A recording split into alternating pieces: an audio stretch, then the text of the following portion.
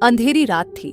आसमान में बादलों का साया था और चांद की रोशनी बार बार गायब हो रही थी। सन्नाटे को सिर्फ झींगुरों की आवाज और सूखी पत्तियों पर पड़ते कदमों की खड़खड़ाहट तोड़ रही थी। रवि अपनी बाइक पर एक सुनसान कच्चे रास्ते से गुजर रहा था।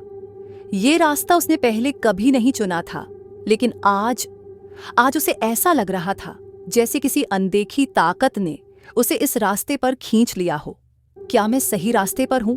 रवि ने खुद से पूछा। उसकी नजरें हर कोने में छिपे अंधेरे को टटोल रही थीं।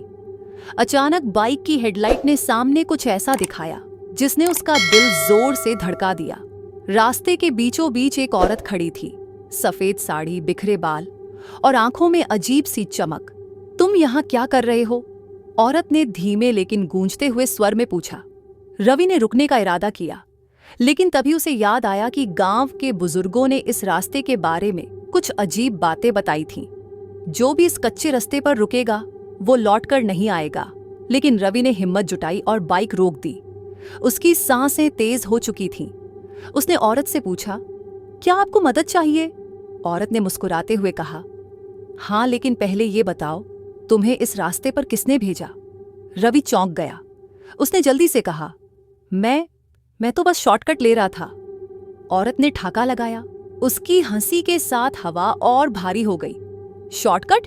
इस रास्ते से कोई शॉर्टकट नहीं मिलता। ये तो सीधा अंत की ओर ले जाता है। रवि घबरा गया।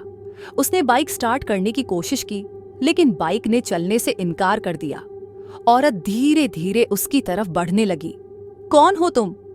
रवि ने कांपते हुए पूछा। औरत की आंखें अब लाल हो चुकी थीं। उसने कहा, मैं वो हूं जिसे इस रास्ते पर धोखा दिया गया था। अब जो भी इस रास्ते पर आएगा उसकी कहानी भी यहीं खत्म होगी। रवि की आंखों के सामने अंधेरा छाने लगा।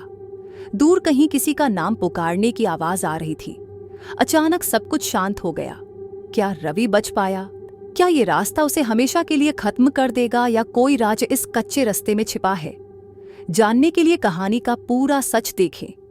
अगला भाग जल्द ही आएगा। अगर आप चाहते हैं कि कहानी का अगला सबसे पहले आप तक पहुंचे, तो वीडियो को लाइक कर, चैनल को सब्सक्राइब कर, बेल आइकन दबाना बिल्कुल ना भूलें।